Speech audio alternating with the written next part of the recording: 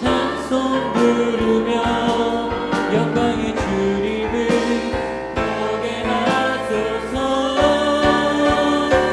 주의 영광 이곳에 가득해. 우리 손에 주님과 함께 찬양하며 우리는 전진하리. 모든 영광 주 볼 때까지.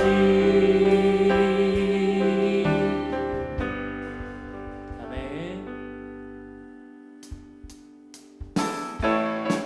함께 우리 박수 치면서 찬양드리겠습니다.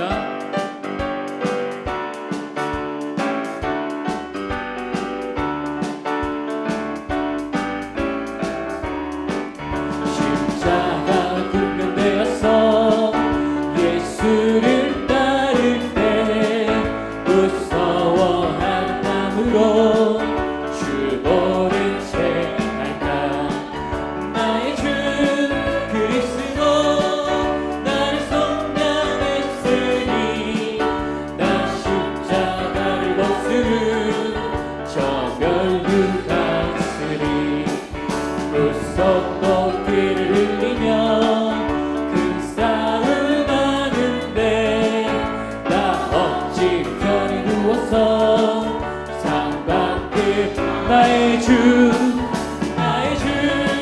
그리스도 나를 속량했으니 나 십자가를 벗으는 저 멸류관 쓰리. 이 죄악만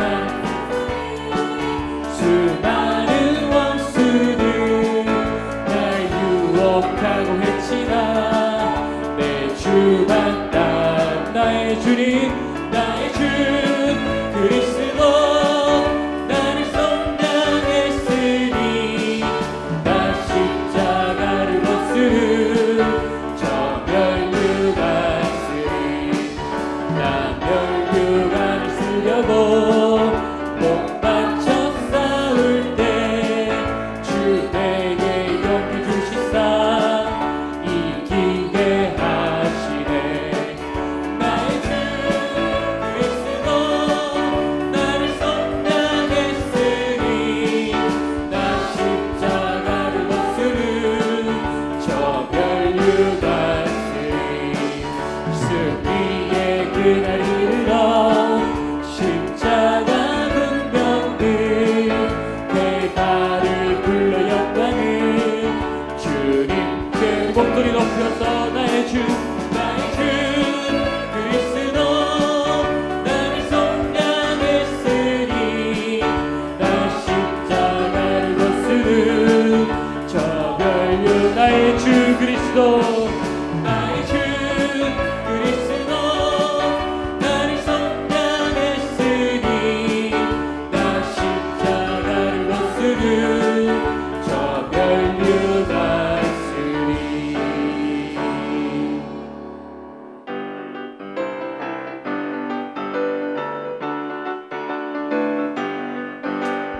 우리들이 싸울 것은 혈기 아니요 우리들이 싸울 것은 육체 아니요 마귀 원수 싸워 깨쳐버리고 죽으려고 사는 것일세. 한 마음으로 힘써 나가세. 한 마음으로 힘써 싸우세. 악한 마귀 사들과 힘써 싸워서 승전보를 울리기까지.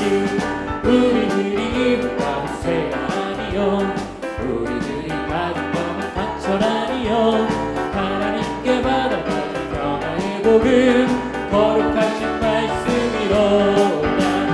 마음으로 힘써 나가세. 한 마음으로 힘써 싸우세. 악한 마귀 군사들과 힘써 싸워서 승전보를 울리기까지. 악한 마귀 죄악 우리 강해지라고 우리들의 대장 예수 앞서가시니 주저 말고 용감하게 힘써 싸우세. 최후 승리 얻을 때까지. 한 마음으로 힘써 나가세. 한 마음으로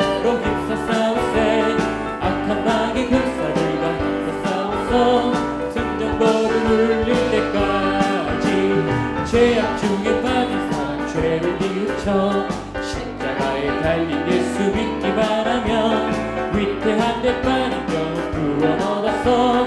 천국 백성 될 것이니세. 한 마음으로 힘써 싸우세. 한 마음으로 힘써 싸우세. 악한 마귀 군사들과 힘써 싸워서 승전부를 한 마음으로 한 마음으로 힘써 나가세. 한 마음으로 힘써 싸우세. 악한 마귀 군사들과 힘써 싸워서 승전부를 울리기까지.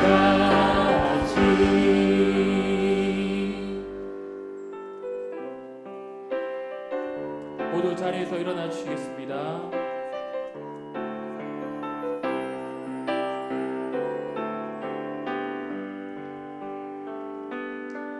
세상 모든 민족이 구원을 얻기까지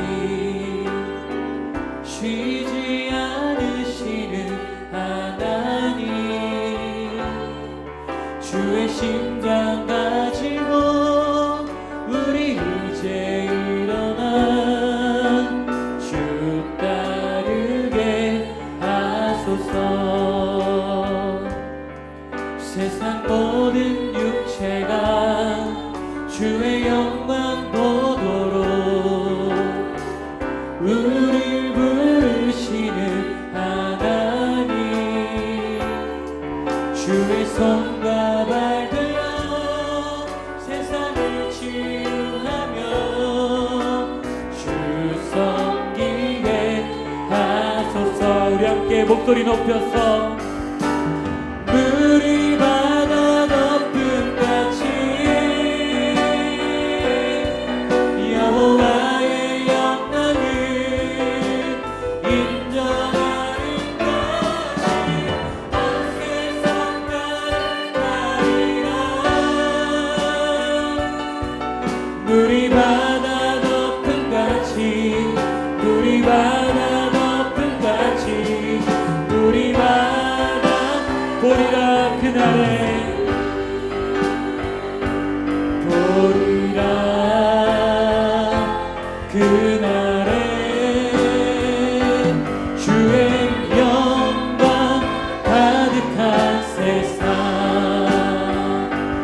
우리는 듣게 되리. 온 세상 가득한 승리의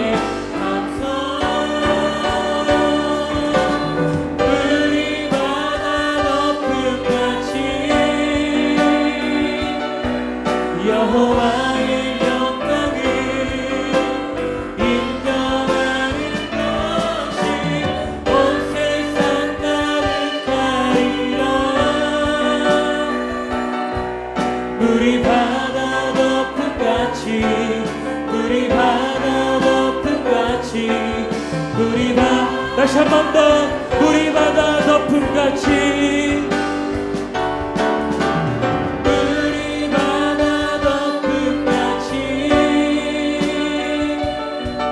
여호와의 영광을 인정하는 것이 온 세상 가득하리라.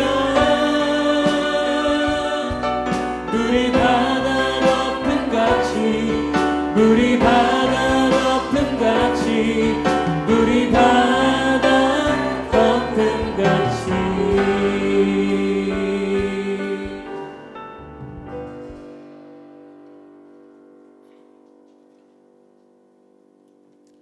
우리 옆에 계신 분들과 함께 인사 나누겠습니다. 사랑하며 축복합니다. 사랑하며 축복합니다. 오늘 이 시간 하나님 옆에 나온 여러분들, 우리 하나님 깊이 있게 만나는 시간 되시기를 축복합니다. 할렐루야. 그의 성소에서 하나님을 찬양하며 그의 권능의 궁창에서 그를 찬양할지어다. 아멘.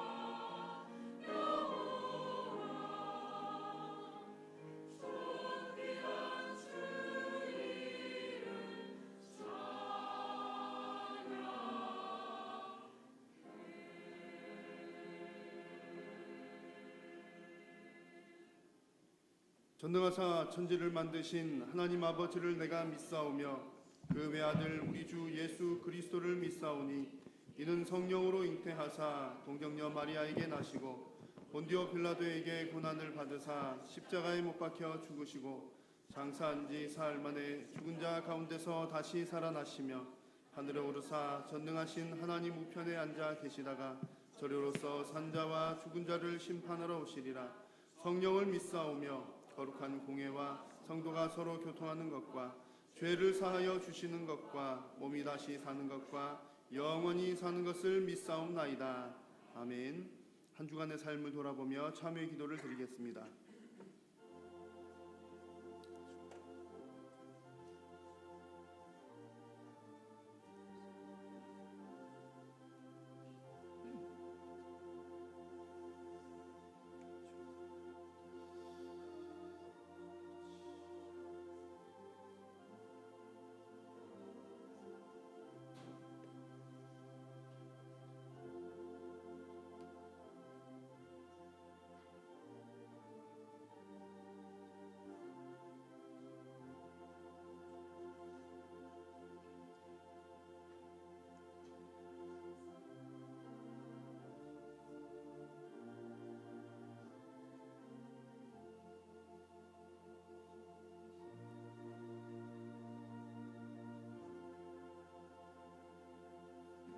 만일 우리가 우리 죄를 자백하면 그는 미쁘시고 의로우사 우리 죄를 사하시며 우리를 모든 불의에서 깨끗하게 할 것이요. 아멘.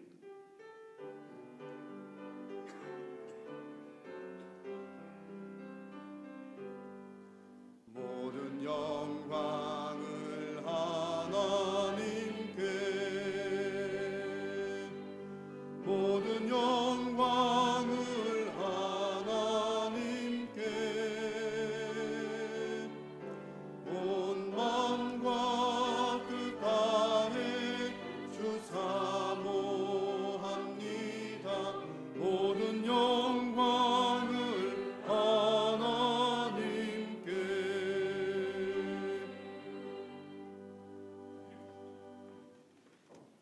제1은 너는 나 외에는 다른 신들을 내게 두지 말라.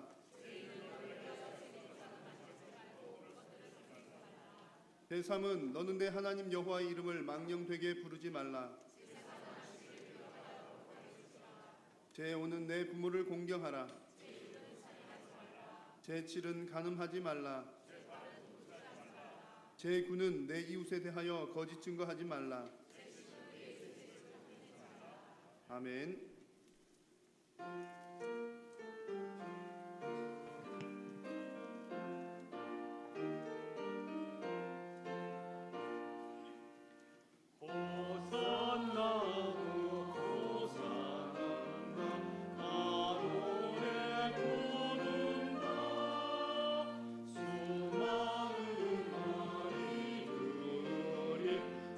즐거운 노래로 그 품에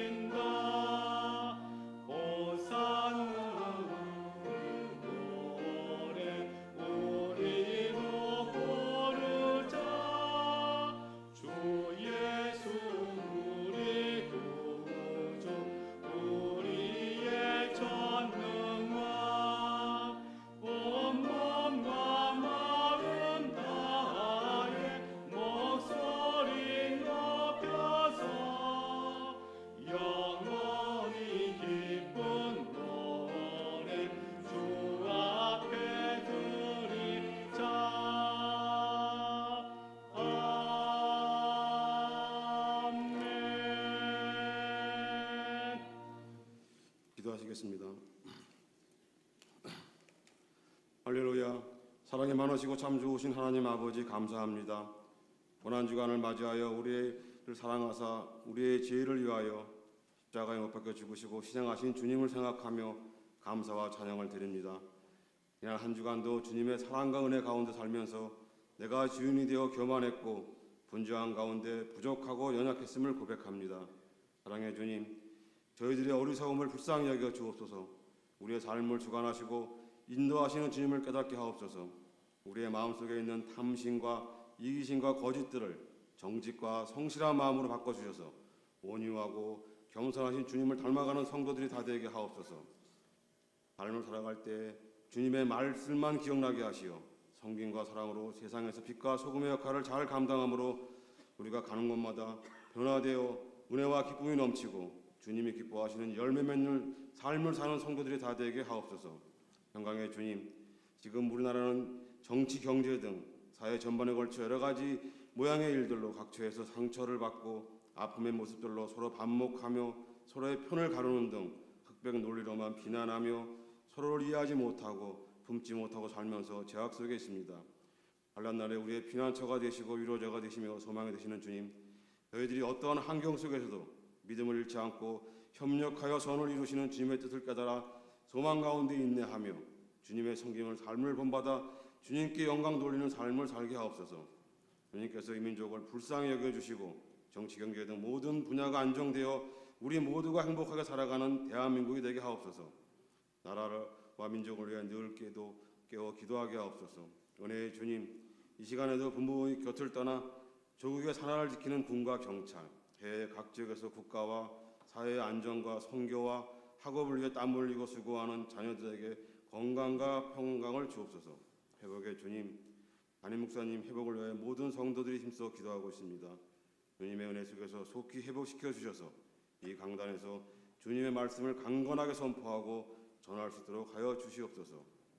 이 시간 능력의 말씀, 축복의 말씀을 증거하실 이영호 목사님을 성령의 능력으로 붙들어 주사 은혜의 시간 되게 하옵소서. 주님께 찬양드리는 시온 찬양대의 찬양을 통하여 영광 받아 주시옵소서. 감사드리며 사랑이 많으신 예수님 이름으로 기도드립니다. 아멘.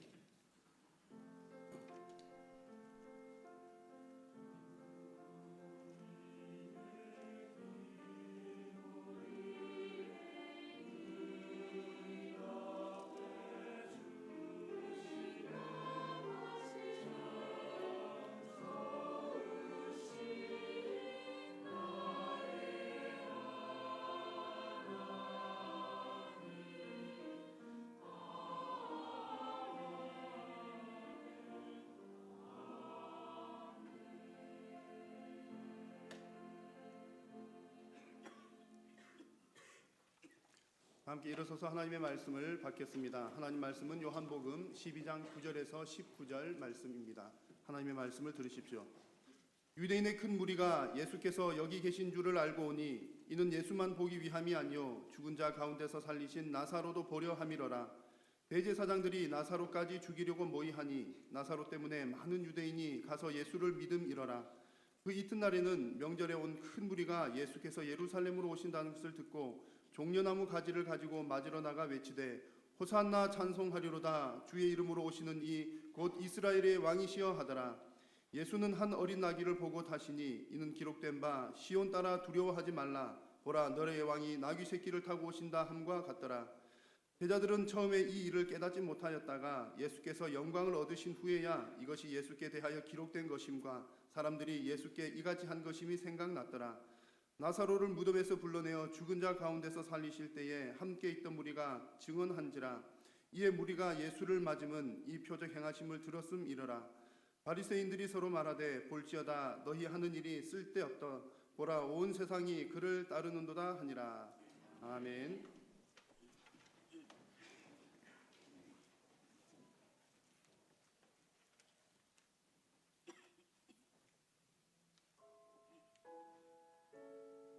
하늘을 두루마리 삼고 바다를 먹물 삼아도 한없는 하나님의 사랑 다 기록할 수 없겠네.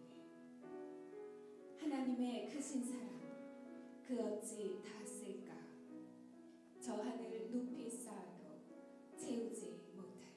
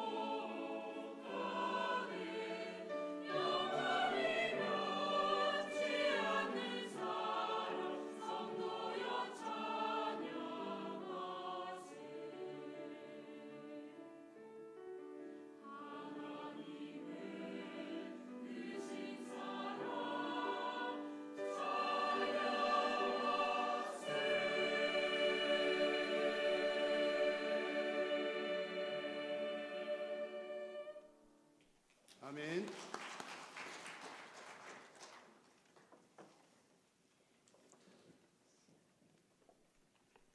우리나라 민족 최대의 명절인 설이나 추석이 되면 사람들이 민족 대이동을 하게 됩니다.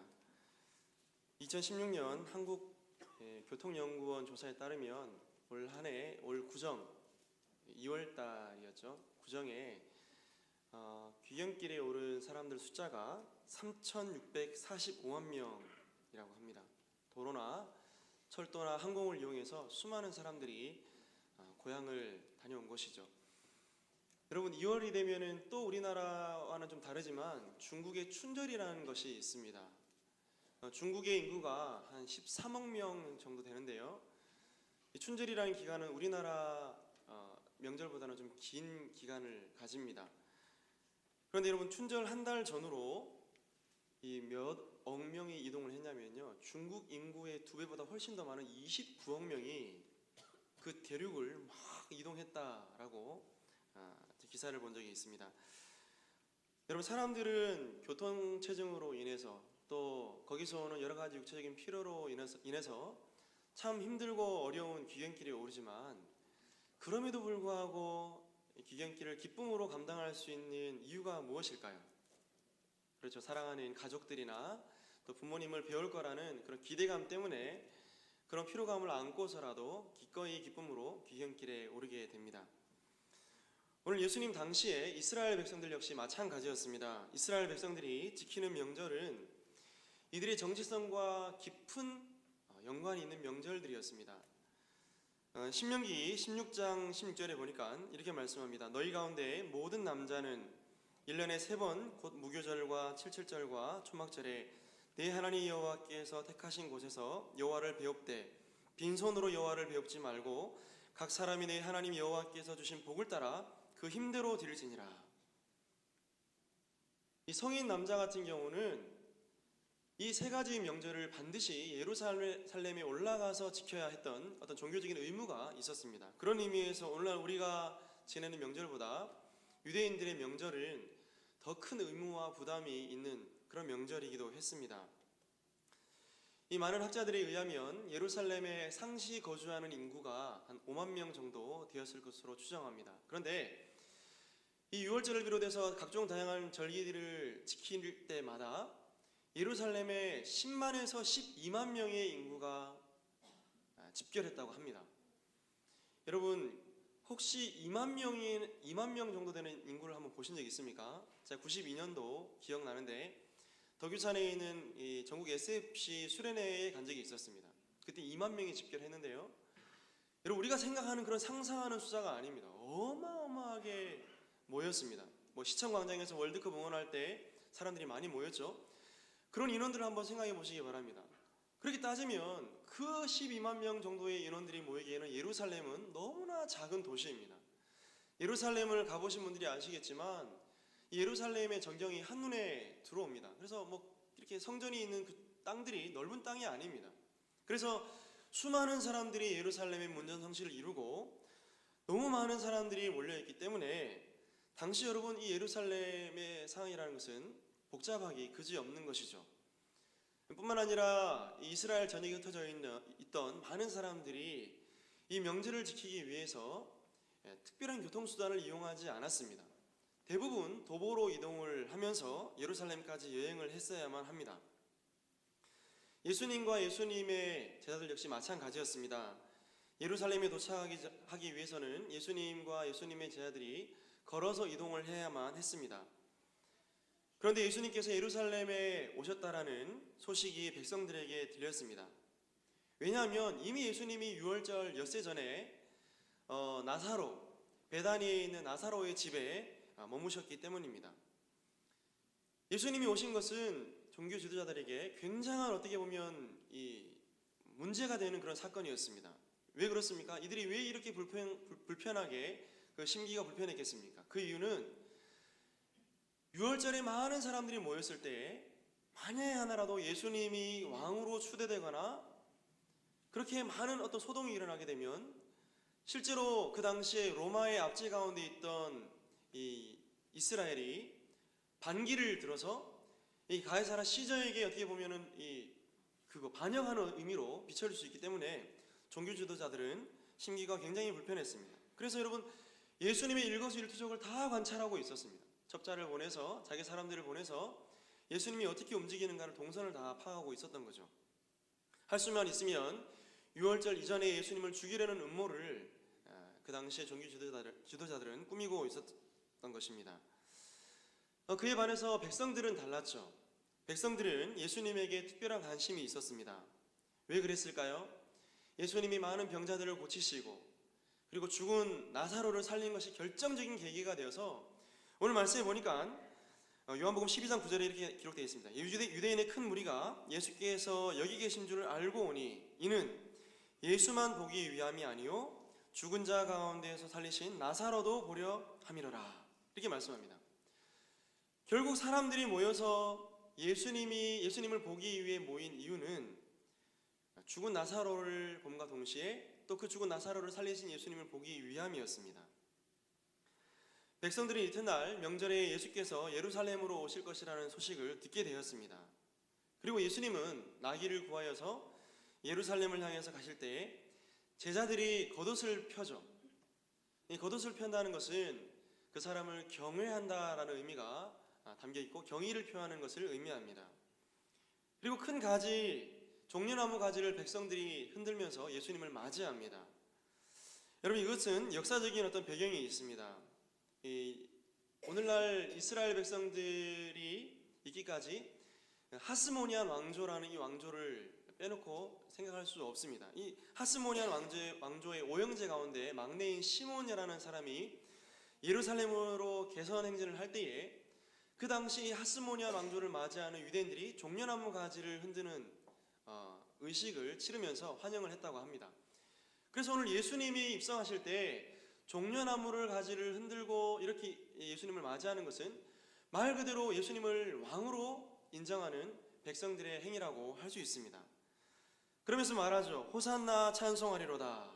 주의 이름으로 오시는 이 곧 이스라엘의 왕이시여, 이렇게 외칩니다. 여러분, 앞에 나와 있는 호산나 찬송하리로다 라고 할 때 호산나는 우리를 구원하소서라는 의미입니다.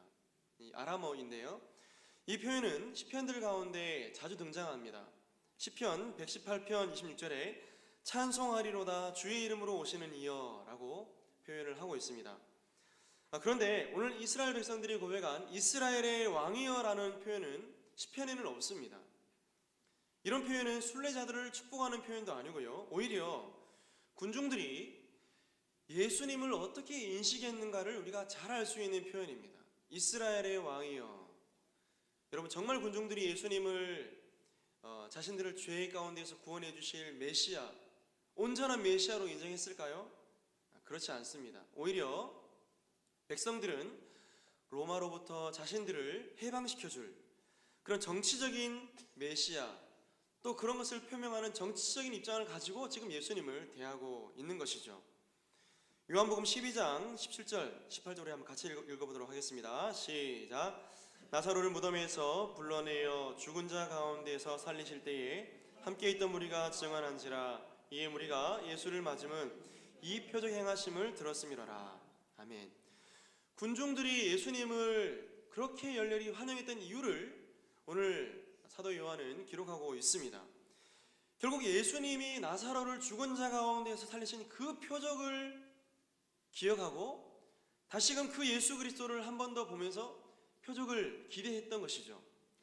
그래서 아마도 여러분 추측하건대 예수님이 이렇게 입성하실 때에 많은 사람들이 이렇게 얘기했을 것 같습니다. 저 사람이 바로 죽은 나사로를 살린 그분이야.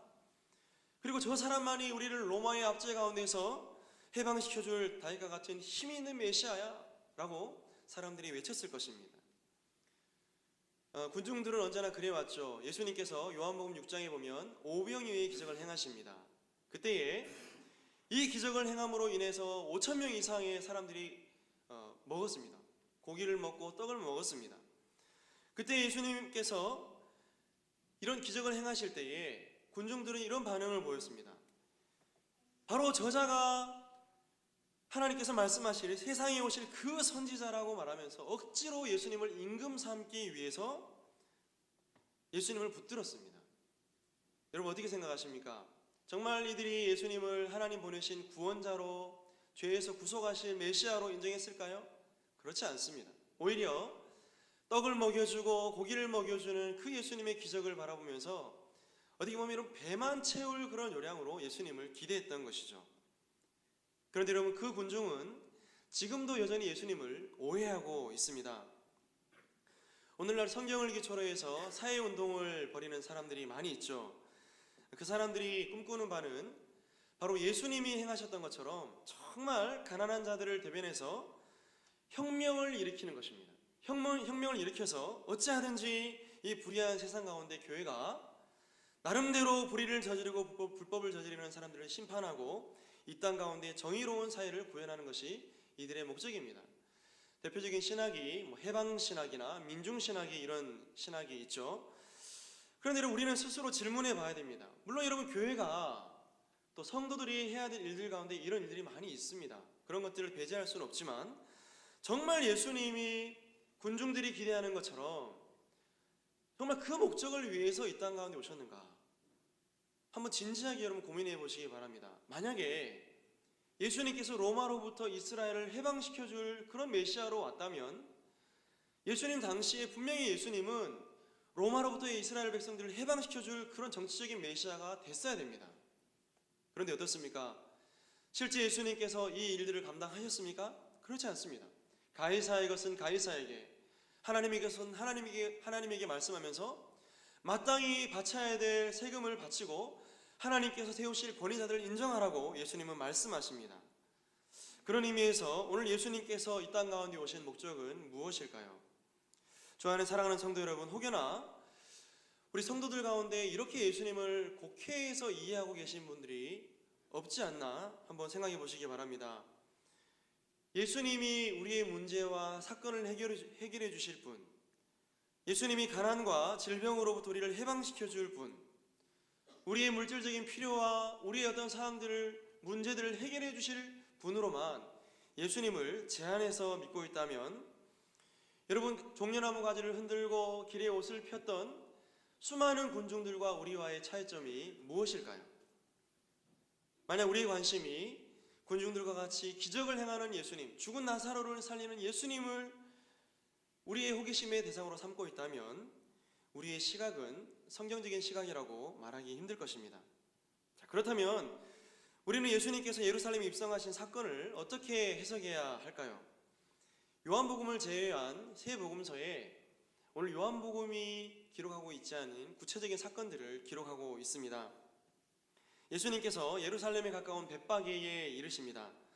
그때에 예수님께서 제자들에게 명령하십니다. 건너편 마을로 가면 메인 나귀와 그리고 그 나귀 새끼가 있을 것인데 너희는 그것을 풀어 가지고 와라. 만약에 누가 너희에게 야 그거 어디 쓸래? 라고 물을 때에 주가 쓰시겠다 하라 그러면 그것을 내어줄 것이다 라고 예수님께서 말씀하십니다. 제자들이 예수님 말씀에 순종하여 그대로 행합니다. 그리고 나귀 새끼와 나귀를 끌고 오려고 할 때에 누가 묻습니다. 그거 어디 쓰니? 물으니까 주가 쓰시겠다 하라 말씀을 하니까 그 사람이 그것을 허락해 주었습니다.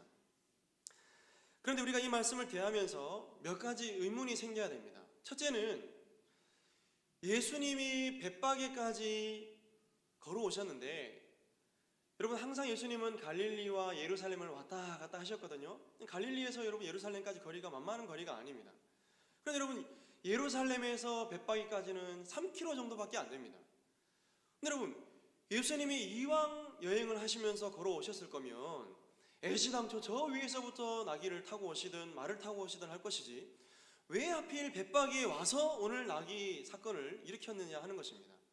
또 한 가지는 뭐냐면 왜 하필 예수님이 나귀를 가져오라 하시는데 자기 것도 아니면서, 그렇죠? 예수님께 아니잖아요. 어떻게 보면 물론 여러분 모든 만물이 예수님 거라 말하면 할 말 없지만 자기 것도 아니면서 제자들을 시켜서 그것을 가지고 오라고 명령했는가 의문이 듭니다. 여러분 이것이 우리 가운데 질문이 생겨야 됩니다. 그렇다면 예수님께서 왜 제자들에게 나귀 새끼를 가지고 오도록 하셨을까요? 15절에 그 해답이 나와 있습니다. 같이 한번 읽어보겠습니다. 이는 기록된 바 시온 따라 두려워하지 말라 보라 너희 왕이 나귀 새끼를 타고 오신다 함과 같더라. 아멘. 여러분 이 말씀은 주전 538년경 스가랴 선지자가 예언한 예언입니다. 스가랴 9장 9절에 보니까 시온에 따라 크게 기뻐할지어다 예루살렘에 따라 즐거이 부를지어다 보라 네 왕이 내게 임하시나니 그는 공의로우시며 구원을 베푸시며 겸손하여서 나귀를 타시니 나귀의 작은 것 곧 나귀의 새끼니라. 이미 530여 년 전에 스가랴 선지자가 장차 메시아가 올 때에 어떤 모양과 형태로 오실 것이라는 것에 대해서 예언을 했습니다. 여러분 이 말씀의 전 문맥은 이렇습니다.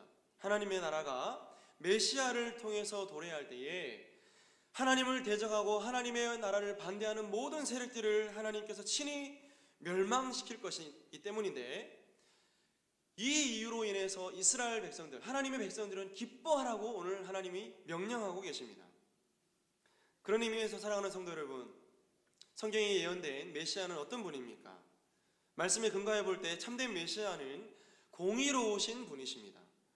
뿐만 아니라 이 공의로우심으로 자기 백성을 구원해 주시는 구원자이십니다.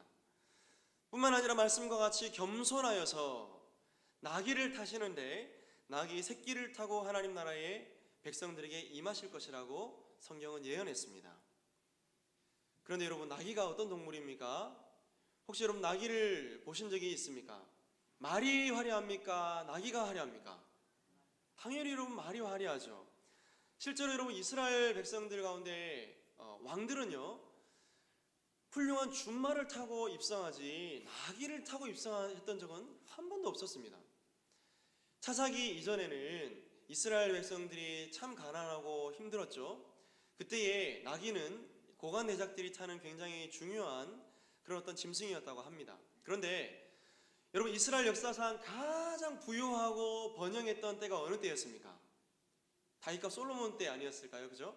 그때에는 여러분, 오늘날 뭐 그런 속담이 있죠. 어디가 뭐 장사가 잘 될 때는 개가 뭐 지폐를 물고 다닌다, 그런 얘기 들어보신 적 있습니까?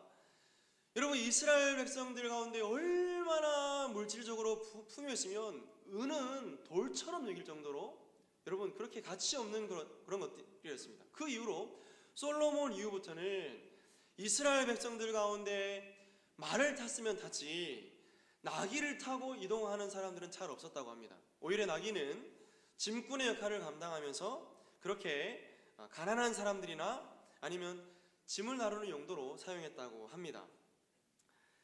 여러분, 얼마 전 교육자들과 우리 성도들이 저기 지방으로 장례식을 다녀왔습니다. 그리고 중부고속도로를 타고 올 때에 찍었던 영상을 우리 김성호 강도사님께서 저에게 보여주었는데요, 참 재미있는 영상이었습니다. 뒤에서 이렇게 영상을 이렇게 쭉 찍는데요, 카메라로 앞에 검정색 그 밴을 비롯해서 엄청난 경호 차량들이 줄을 쫙 지어가지고 중부고속도로를 쫙 달리고 있었습니다. 여러분, 저는 이제 의경 출신이기 때문에 저는 그게 어떤 상황인가를 잘 알고 있습니다. 실제로 그런 어떤 이제 일들을 많이 경험하기도 하고요. 여러분, 처음에는 이제 잘 몰랐는데 옆으로 가서 이렇게 촬영을 쫙 하려고 우리 최 목사님이 악셀을 붕 밟고 갔는데 옆에 가서 촬영을 했을 때 촬영이 됐을까 안 됐을까요? 됐다면 제가 여러분 말씀 안 드렸을 겁니다. 신호가 딱 멈추면서 촬영이 불가합니다 라는 게 딱 떴다고 합니다. 여러분, 그분이 누구였을까요? 대통령이었습니다. 박근혜 대통령께서 대구를 갔다 오시는 길에 우리 장례팀들을 만난 거예요. 아닌가요? 우리가 만난 건가요? 여러분, 만났는데 카메라 촬영이 안 되는 거예요. 저는 여러분 그 내용들을 어느 정도 알고 있는데요, 이 같은 차량이 롤스로이스인가요? 6대 정도 있습니다. 거기에 누가 여러분 대통령이 타는지 몰라요. 절대 모릅니다. 첩보 형식으로 이렇게 수행이 이루어지기 때문에. 그리고 여러분, 뒤에는 뭐 경찰 특공대부터 해가지고 여러분 다 있어요. 그러니까 대통령이 아무나 대통령 되는 거 아닙니다. 그리고 앞에는 사이카를 탄 경찰들이 진짜 그 멋진 장화를 신고, 알죠? 선글라스 끼고 막 300km 이상 나오는 오토바이를 타고 붕 갑니다. 진짜 멋있습니다. 여러분, 만왕의 왕이십니다. 여러분, 예수님이 만왕의 왕이시라고요. 만주의 주십니다. 여러분, 비록 롤스로이스는 아니라 할지라도 여러분 말은 타야 되지 않습니까? 그런데 여러분, 말씀을 보시기 바랍니다. 만왕의 왕이시며 만주의 주가 되신 예수님께서 입성하시는데 나귀는 너무 초라합니다. 적어도 귀족들이 타는 말 정도는 타줘야 되는데, 그런 의미에서 여러분, 예수님의 예루살렘 입성은 너무나 초라하기 그지없는 충격적인 왕의 귀환이라고 할 수 있습니다. 그럼에도 불구하고 오늘 예수님께서 나귀를 굳이 타고 예루살렘에 입성하신 이유는 무엇일까요? 첫째는 예수님이 하나님 나라의 왕으로서 어떠함을 보여주기 위함입니다. 여러분, 이 사건은 단순히 예수님께서 사람들에게 자신의 겸손함을 보여주기 위한 퍼포먼스가 아닙니다. 사람들의 환호성과 종려나무 가지 흔드는 행위를 한번 보시기 바랍니다. 이들은 예수님을 정치적인 메시아로 환영하고 있습니다. 그런데 하나님 나라의 참된 왕이신 예수님은 이 화려한 큰 가마나 말보다 초라하게 그지없는 짐이나 실어 나르는 초라한 나귀를 타고 지금 입성하고 있는 것입니다. 얼마나 충격적이고 우스꽝스러운 광경입니까? 하지만 우리는 기억해야 됩니다. 하나님 나라의 왕이신 예수님이 어떤 분인가를 이 말씀을 통해 우리가 확증지어야 하는 것입니다. 왜냐하면 이 모습 자체가 진실되게 하나님 나라의 왕의 모습이기 때문입니다. 스가랴 9장 9절에 하나님 나라의 왕이 어떤 분이라는 것을 말씀하는데, 이 왕이 겸손하여 나귀를 타고 오실 것이다 말씀합니다. 여러분, 여기서 겸손이라는 단어 히브리어 아니는 초라한 것을 말합니다. 비참한 것을 말합니다. 온유하고 미천한 것을 말합니다. 삼위일체이시고 하나님과 동등한 권위를 가지고 계신 제2위이신 성자 하나님께서 낙고천한 비참한 인간의 모양으로 오셔서 성육신 하신 것만으로도 어떻게 보면 이것은 자기 비하입니다. 그러나 너무나 구체적이고 실제적이게도 이 왕이 자기 백성을 구원하기 위해 오실 때에 초라한 나귀 새끼를 타고 임한다는 사실은 하나님 나라의 왕은 참으로 겸손한 왕이라는 것을 확증하는 사건인 것입니다. 실제로 제자들도 오늘 말씀해 보니까 예수님이 영광을 얻기까지 이것을 깨닫지 못했다라고 말씀합니다. 왜 저러지? 우리 스승이 왜 저러지? 라고 생각했던 것이죠. 그러므로 이 땅에 오셔서 죄인을 구속하실 메시아이신 우리 주 예수 그리스도는 겸손의 왕이십니다. 아니, 여러분, 자신을 대신해서 우리 자신을 대신해서 자기 자신을 대속물로 주실 겸손의 끝판왕이라고 우리는 할 수 있는 것입니다. 주 안에 사랑하는 성도 여러분, 세상에 이런 왕이 어디 있습니까? 물질이 있고 권력이 있고 명예가 있으면 자신의 권력과 물질을 가지고 사람을 억압하고 이용하고 억누르는 것이 어떻게 보면 여러분 세상 왕 아닌가요? 그렇죠? 그러나 여러분, 영광만 받으셔도 모자라실 분께서 이런 겸손함으로 죄인을 섬겨주시다니요. 저와 여러분 모두가 하나님 나라의 참된 겸손한 왕이신 예수 그리스도를 믿고 있는 것 자체가 오늘 우리에게 얼마나 큰 영광이고 은혜라는 것을 기억할 수 있기를 원합니다. 둘째, 이 사건은 예수님이 하나님 나라의 참된 왕이라는 것을 보여주는 사건인가 동시에 이 왕을 따르는 하나님 나라의 백성들이 어떻게 살아가야 될 것인가를 보여주는 모범적인 사건이기도 합니다. 백성들은 나사로를 살리신 그 능력으로 예수님께서 로마에서 자신들을 해방시켜 줄 것을 기대했습니다. 여러분, 그러나 예수님께서 지금 예루살렘으로 향하고 있는 궁극적인 목적이 무엇입니까? 뭐 하는 거죠? 죽으러 가는 거예요. 죄인들을 대신해서 대속제물이 되기 위해서 지금 죽으러 가는 겁니다. 지금 여러분, 종교 지도자들은 모든 계획을 다 짜놨습니다. 유다를 돈으로 사가지고 예수를 은 30에 팔아넘기고, 그리고 채찍질하고 그렇게 조롱하고 침을 뱉고 결국 십자가에 못 박는 것이 종교 지도자들의 목적인데, 여러분, 예수님 이걸 모르셨을까요? 다 알고 있었어요. 여러분, 누가복음 19장 28절에 보니까 예수님의 확연한 의지를 나타내는 말씀이 있습니다. 예수께서 이 말씀을 하시고 예루살렘을 향하여 앞서서 가시더라. 여러분, 무슨 말씀입니까? 지금 동일한 여러분 본문이거든요.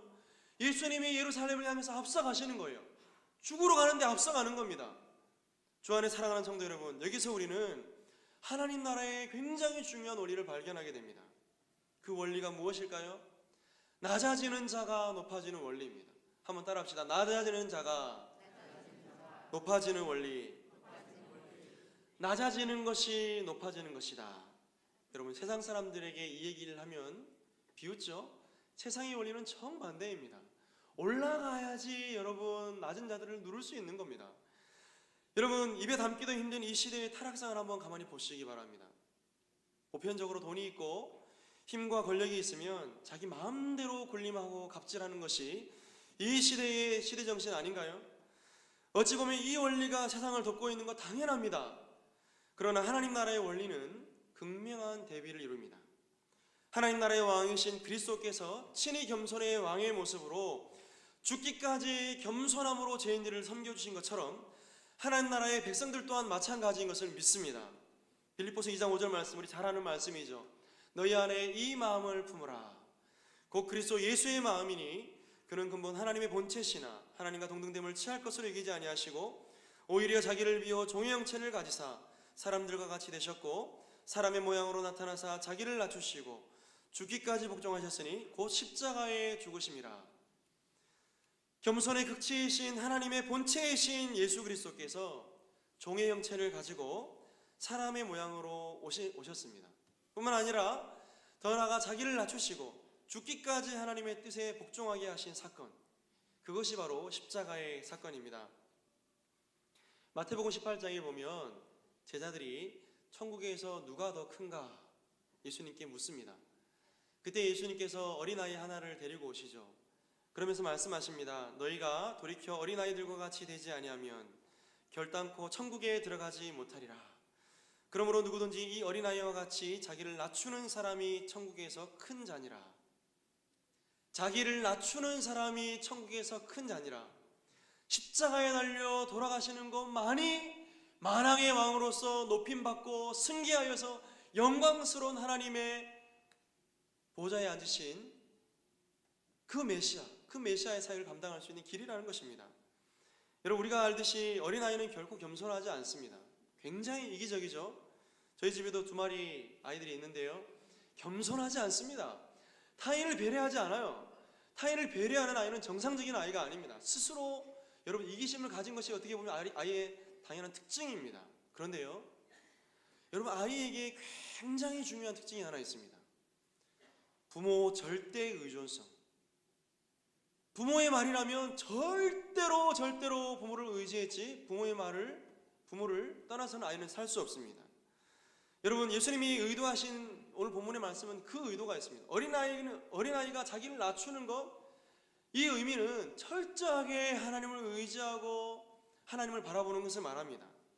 그러므로 성경이 말씀하는 겸손이라는 것은 여러분 사람들 앞에 인위적으로 머리를 숙이는 그런 겸손을 말하지 않습니다. 그런 것이 아닙니다. 오히려 하나님의 말씀인 성경이 그렇게 말씀하는 대로 수많은 종교개혁자들이 주장했던 것처럼 성경이 가라는 곳까지 가고 성경이 서라는 곳에 설 수 있는 그 용기, 그것이 참된 겸손입니다. 이렇게 하나님의 말씀과 하나님의 그 말씀 앞에 순종하는 삶은 어떤 삶으로 드러나겠습니까? 결국 하나님과 사람 앞에 자기 자신을 철저히 낮추는 삶으로 열매 맺게 되는 것입니다. 비록 세상은 힘의 논리와 자본주의 논리가 지배하고 있지만 이 논리에 야합하지 아니하고 하나님 백성들은 예수님처럼 철저히 하나님의 뜻에 자신의 뜻을 복종하며 살아가는 것이죠. 주 안에 사랑하는 성도 여러분, 하나님과 사람 앞에 우리 자신을 철저히 낮추는 그런 삶을 살아가기로 결단하시는 우리 모두가 될 수 있기를 원합니다. 사람들의 시선을 의식해서 의도적으로 고개를 숙이는 가식적 겸손은 버리시기 바랍니다. 오히려 하나님 나라의 참된 왕으로 등극하신, 그래서 자기의 생명을 죄인들을 위해 기꺼이 내어주신 우리 주 예수 그리스도처럼 겸손의 왕이신 주님을 따라 철저하게 하나님을 섬기는 우리 모두가 될 수 있기를 간절히 소망합니다. 말씀을 맺겠습니다. 오늘 예루살렘으로 입성하시는 예수님께서 나귀를 타고 입성하시는 이 사건은 구약 예언의 성취입니다. 여러분, 어떤 본문을 봐도요, 예수님의 이 나귀를 타고 입성하시는 사건만큼 구체적으로 예언이 성취된 말씀이 없습니다. 여러분, 그런 의미에서 여러분 오늘 나귀를 타고 가신 예수님은 우리를 죄에서 구원하실 메시아이십니다. 그리스도이십니다.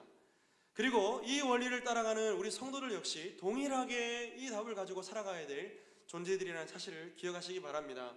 사람들이 보기에는 우스꽝스러워 보이고 사람들이 보기에는 비아냥거리는 그런 모습이라 할지라도 오늘 충격적인 왕의 기한을 감당하며 십자가를 지러 예루살렘에 들어가신 그 예수 그리스도의 종려주일 사건이 오늘 우리의 삶이 되어서 우리 역시도 십자가의 길을 걸어갈 수 있는 모든 성도들이 될 수 있기를 주님의 이름으로 간절히 부탁드립니다. 기도하겠습니다. 거룩하신 하나님 아버지, 우리에게 하나님 나라의 왕이신 예수 그리스도를 보내주셔서 감사합니다. 하나님의 말씀에 죽기까지 복종하시며 하나님의 뜻을 이루신 겸손의 왕 되신 예수 그리스도를 따라 주님의 교회와 성도들을 섬겨나가게 하여 주옵소서. 철저히 하나님 말씀을 의존하며 순종하는 겸손의 삶을 살게 하여 주옵소서. 우리 구주 예수님의 이름으로 간절히 기도합니다. 아멘. 교회 앞에 광고 말씀을 드리겠습니다. 오늘은 종려주일로 지킵니다. 다음 주일은 부활주일로 지킵니다. 바이블키 수료 예배가 오늘 오후 예배에 있습니다. 특별히 고난주간 특별 새벽기도의 광고를 참고하시길 바랍니다. 내일 월요일부터 26일 토요일까지 시간은 새벽 5시 30분입니다. 그리고 장소는 3층 본당입니다. 기존 5시 예배가 아니라 5시 30분 예배로 드리니까 우리 성도님들 착오 없으시길 바랍니다. 특송과 차량 운행 등 각종 다양한 내용들이 주보 별지면에 실려 있사오니 참조하시기 바랍니다. 그리고 돌아오는 주 금요일 저녁 예배는 정사 예배로 8시 본당에서 드립니다. 심야 기도회와 겸하여 드리오니 착오 없으시기 바랍니다. 부활절 영시 예배가 27일 주일 새벽 0시에 본당에서 있습니다. 우리 이 예배도 새벽 기도회를 겸해서 함께 드리오니 착오 없으시기 바랍니다. 예배 시간 변경 참고하시고요. 장례 광고입니다. 오교구 17여전도의 김정선 집사님의 모친 편욱기 권사님께서 지난 14일 소천하셨습니다. 많은 위로와 기도 부탁드립니다. 나머지 광고는 주보를 참조하시기를 바랍니다. 오늘 식사 대접은 진용훈, 류용숙 집사님 가정에서 대접합니다. 찬송 80장입니다.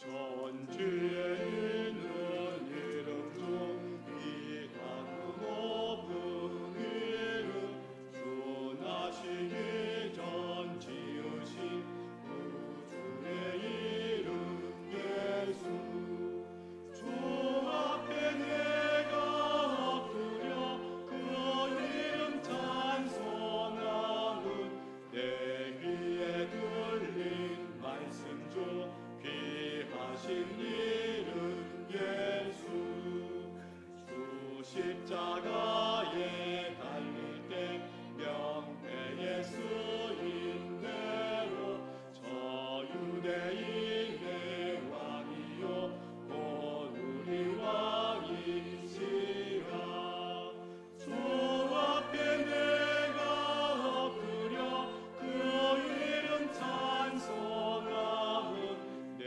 귀에 들린 말씀 중 귀하신 이름 예수 지금도 살아 계셔서 언제나 하시는 일 나 같은 죄인 부르사 참 소망 주시고다 주 앞에 내가 엎드려 그 이름 찬송하는 내 귀에 들린 말씀 중 귀하신 이름 예수 주 예수께서 영원히 어제나 오늘이나 그 이름으로 우리에게 참 복을 내리신다 주 앞에 내가 엎드려 그 이름 찬송하는 내 귀에 들린 말씀 중 귀하신 이름 예수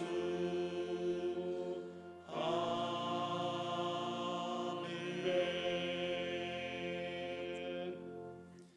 거룩하신 우리 하나님 아버지, 우리의 생명, 우리의 재능, 우리의 모든 삶, 우리의 물질 다 하나님께로부터 왔음을 고백하며 이 시간 신앙 고백을 담아 11조 예물로 각종 다양한 예물로 하나님께 우리의 신앙 고백을 감당하며 또 감사를 올려드립니다. 이 예물을 기뻐 흠량하여 주시고 기쁨과 감사함으로 드린 손길 가운데 하늘의 신령한 복과 땅의 기름진 것으로 우리의 필요를 따라 채워 주시옵소서.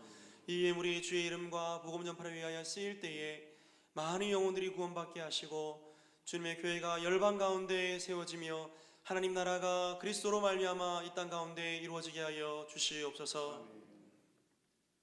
주 예수 그리스도의 은혜와 하나님 아버지의 사랑과 성령의 교통하심이 겸손의 왕이 되시는 우리 주 예수 그리스도를 따르기를 원하는 모든 주의 백성들의 머리 위에 이제로부터 영원토록 함께 있을지어다. 아멘.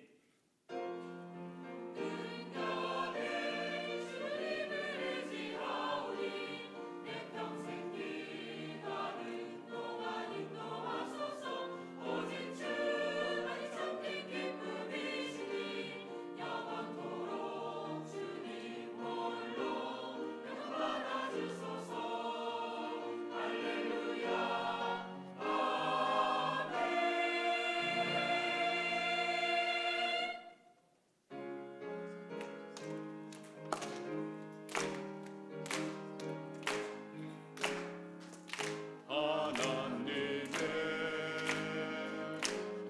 독생자 예수 날 위하여 오시었네. 내 모든 죄 사하시려고 십자가 지셨으나 다시 사셨네. 살아계신 주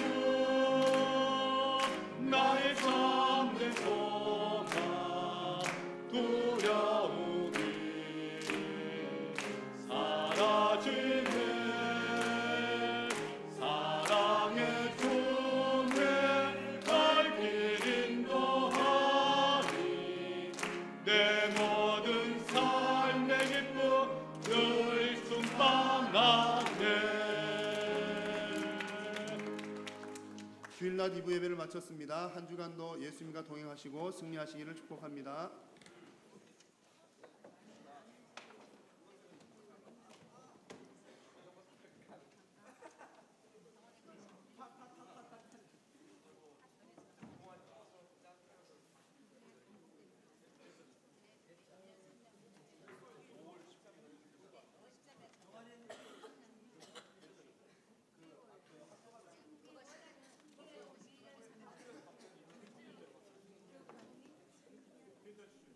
오늘 전자상이 많습니다. 이걸 책상에 하시고.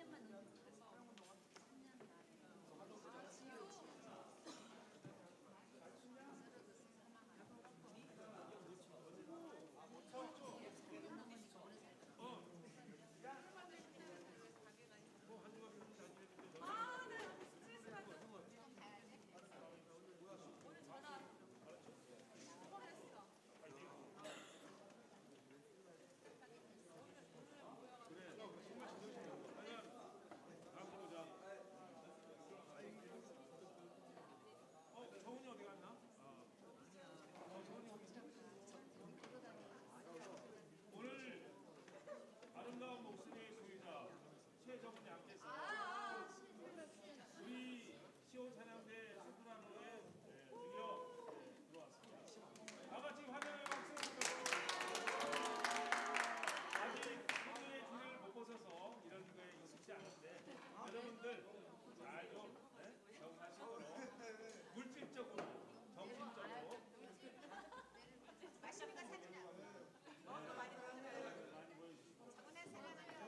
어제 이번에는 했습니다.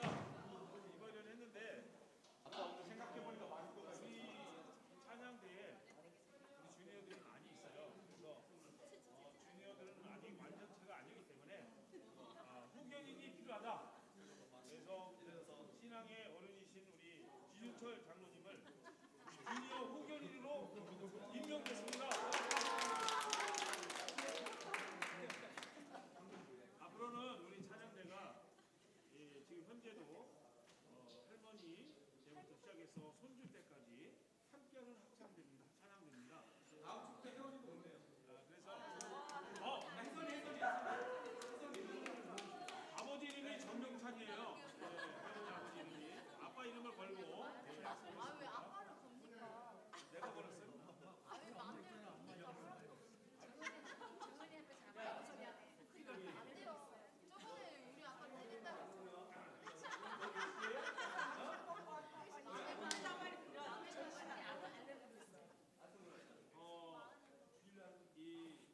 이번에 새로 오신 전도사님께서 주니어들을 대회에 같이 드리고 하는 것을 목표로 삼는다고 했습니다.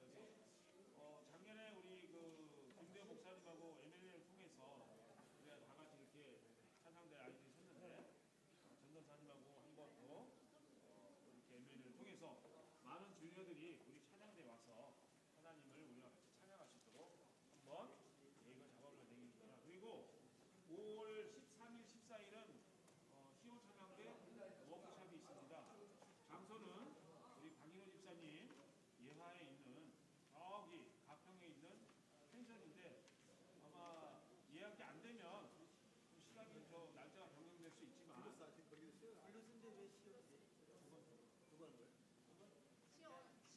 대장이 얘기하면 좀 가만히 계세요.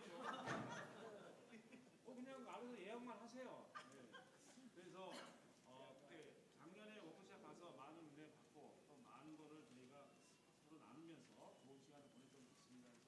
이번에도 작년보다 한층 성숙되고 좋은 그런 계획을 가지고 우리가 워크숍을 진행할 예정이니까 5월 13, 14일 잘 기억해 주셨다가 그때 일 있어요 하지 말고 다 같이 가서 은혜 받는 귀한 시간을 보내고 왔으면 합니다. 그 다음에 또 뭐가 있나요? 네. 성탄절 칸탄타를 하기로 했습니다. 너무 우리가 금년에는 좀 쉬려고 했는데 너무 은혜가 안 된다. 뭔가 좀 준비 목표를 가지고 찬양대를 이끌어 나가지 않겠는가 해서 칸탄타를 성탄절을 할 예정입니다. 지금도 주니어들을 지금 우리 신영환 기사님하고 우리 지자님하고 계속해서 트레이닝을 시키고 있습니다. 굉장히 바쁘고 힘든 과정에서도 지금 아이들을 지금 지도하고 계시는데 항상 응원해 주시고 특히 물질적으로 많이 좀 힘이 돼 주셨으면 합니다. 그리고 어쩌? 10월 3일 날은 또 야유회가 있습니다. 어떻게 보면 뭐 맨날 놀고 먹느냐 하지만 하나님의 사랑을 받은 저희들은 항상 하나님이 창조하신 이런 세상을 두루 다니면서 그거를 우리가 느낄 수 있어야 합니다. 그래서 10월 3일 날 장소는 아직 미정이지만 저희가 지금 계획하고 있으니까 좀 많이 기도 좀 해주셔서 야외 나갈 때 야외 나가서도 하나님 사랑을 잘 느끼고 올 수 있도록 여러분 많이 좀 오늘 주니어 해시피 준비를 안 했어요? 오늘 주니어 해시피 드립니다. 오늘 주니어 해시피는 1금 10만 원 해서 장모님을 드리고 앞으로는 장모님이 아이들을 데리고 해시도 하고 장모님의 후배니의 이제 일이 오늘부터 시작됩니다.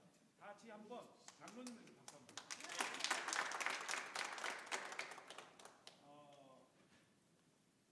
하나님의 사랑이 굉장히 하늘에 쌓아줄 수 없을 정도로 크시다고 했는데 제가 오늘 아침에 그런 생각을 해봤어요.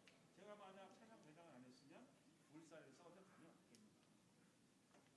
하나님의 그 예비하심은 앞을 내다볼 수 있죠. 여러분들도 한 주간 살면서 하나님의 그 크신 사랑을 느끼면서 생각하면서 살아가시는 한 주가 되시기를 다시 한번 부탁드리고 다음 주에 연습 시간에 일찍 오실 수 있는 분들은 일찍 오셔서 연습을 많이 하시도록 부탁드리겠습니다. 기도하고 마치겠습니다. 하나님 감사합니다. 날마다 그 크신 사랑을 느끼며 살 수 있는 저희 찬양대원들 다 되게 도와주시옵소서. 한 주간의 삶 속에서 받은 사랑을 나눠주는 삶으로 살아갈 수 있도록 도와주시옵소서. 예수님의 이름으로 기도드립니다. 네. 수고하셨습니다.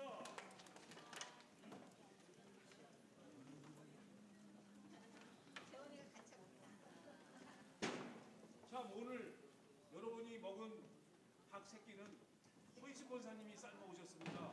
박수 부탁드리겠습니다.